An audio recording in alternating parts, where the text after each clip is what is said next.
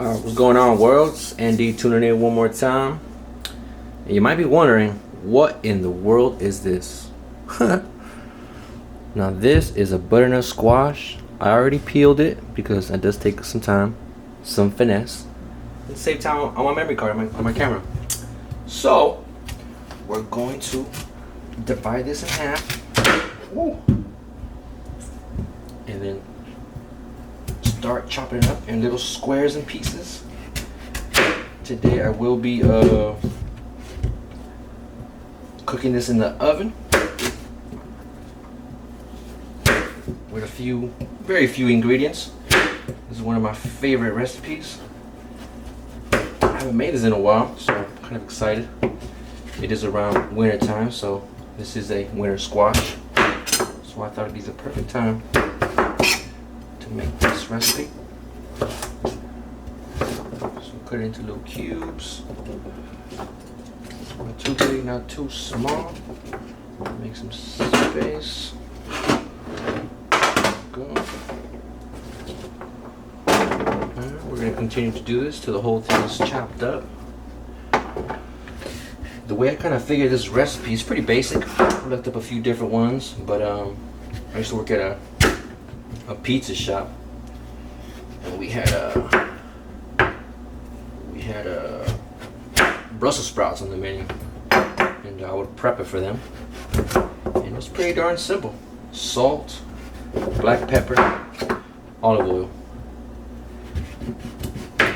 Bake it in the oven at around 400 degrees, maybe a little more. They did have a pizza oven, so it probably was a little hotter, but nice little char on the outside. Delicious, people, delicious. And so I thought if I could do that with Brussels sprouts, which I might make a video about it later on, I could probably do it with this squash. Now you see right here, I'll open the bottom half, has all the seeds. Now you are able to remove the seeds, throw them away. You can make pumpkin seeds with them. I'm gonna leave them in my cooking tray, and I'm cook them with the squash. I really like the seeds. They give a nice little taste, a nice little bite, and they're quite nutritious. There's a different profile to the flavor and to the vitamins and minerals they provide to the squash. Continue to chop this up. But the one thing I do add to my recipe here will be rosemary, which I'll show you in a bit, and fresh garlic instead of garlic powder. Won't take too long.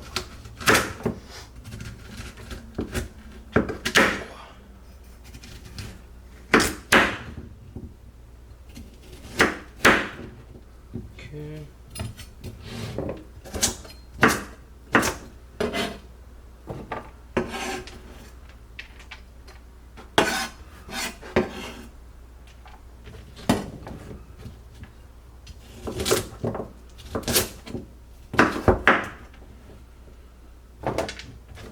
Typically for me, cooking things in the oven takes quite some time and very time consuming.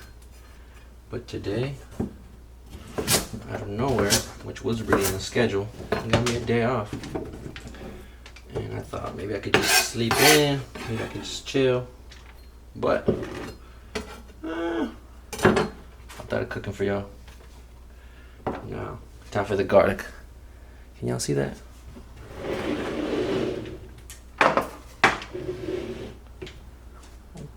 Okay. Let me show you how I do this garlic.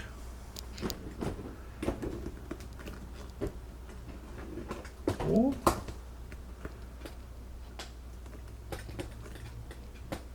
Okay. Now we got 1, 2, 3, about 6 cloves of garlic. What I like to do is give them a little chop.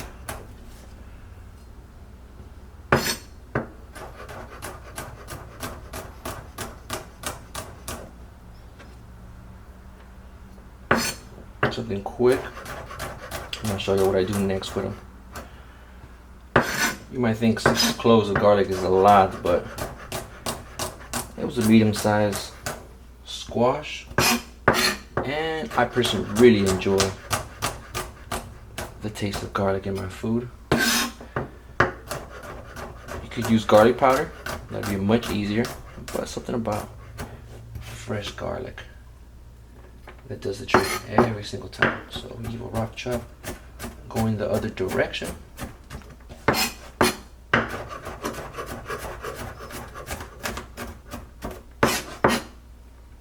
I'll show you what I do next to give a more of a paste-like consistency to my garlic. I also do this with my rice. Check this out, check this out. So we give it a little, can y'all see this? Yeah. Cool, give this a little smash.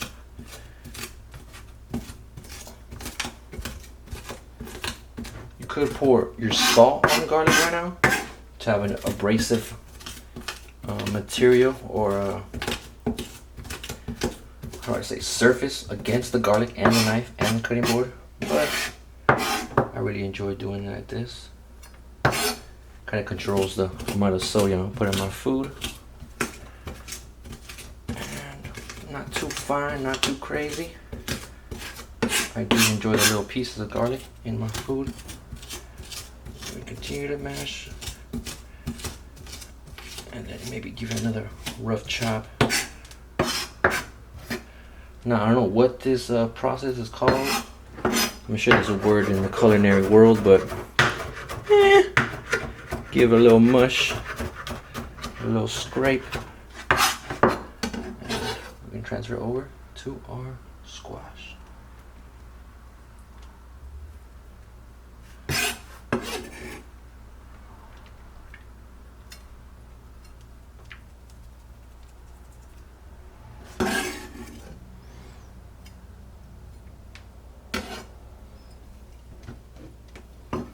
Okay, time for my rosemary.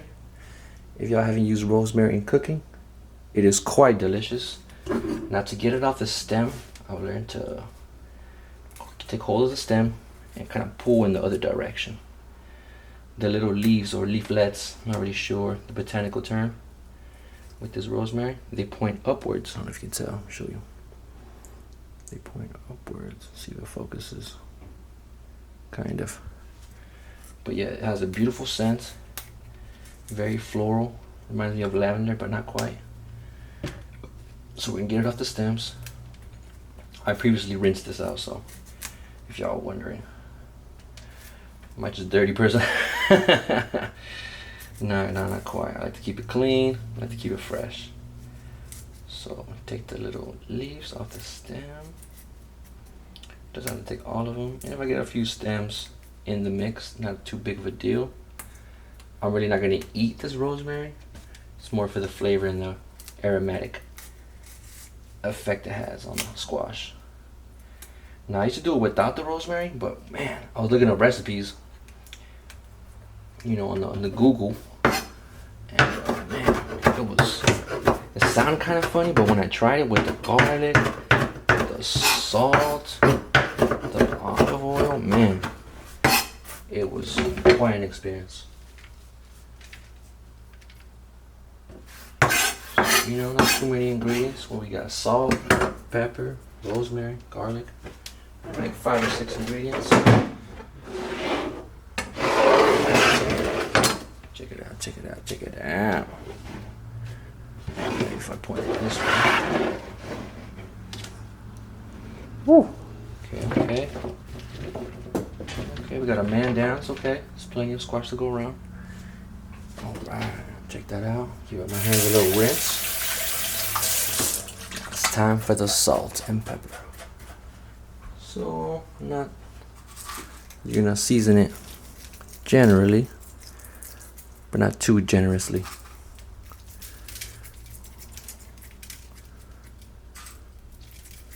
Okay, I'm using sea salt. You can use the salt that you prefer. A little black pepper. I should do a lot of different seasoning for this one, like cumin. Right now I'm experimenting with smoked paprika, but I wanted to keep it basic and remind me of why I used to make this recipe so much. Oh man, it's so delicious just thinking about how this is gonna come out.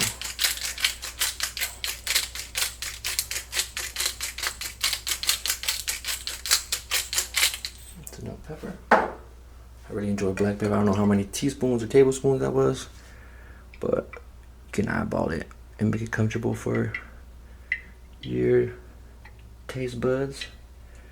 Now I'm going to cover this with a good amount of olive oil or whatever oil you prefer and are comfortable with using.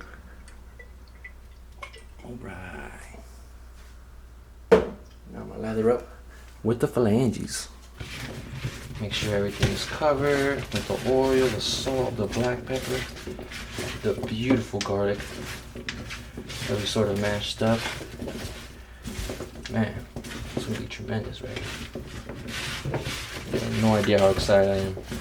Now, as for the cooking time and the temperature of the oven, I should have preheated it, but I'll show you at the end what it turns out to look like. But I'm gonna do it around 400 degrees Fahrenheit. If you're in Europe or other than the United States, I'm not sure about the Celsius. I'm sure y'all know how to convert that. But 400 degrees Fahrenheit for about, I'll let y'all know towards the end, but I want to say anywhere between 20 to 30 minutes. Shouldn't take too long. Oh man, I'm so excited. Now you can pre-mix this stuff in a bowl. I don't like washing that many dishes, so you know, it's a one-man team right now. I don't have the production at the moment, so we're gonna keep it nice and basic and minimum of washing dishes. All right. Gonna take out all the little bits as much as I can. Rinse my hands, and I'll meet you on the other side of this beautifully oven roasted butternut squash. All right, y'all. Give me a few minutes, and I'll come back right back. What's up, y'all? Andy tuning in one more time. Just want to show y'all the end result. So it did take about 30 minutes. I set a time for 20 minutes. Kind of turned it around, mixed it up a little bit, and then finished it after 10 minutes after that. So a total of 30 minutes. Looking real delicious. I'll show you the texture of the stuff. So not too roasted. Check it out. You know, it's still meaty, but oh wow. Alright, y'all. Well, I'm about to make my rice, make my little spread, and enjoy my day off. Hope y'all are taking care. Peace out.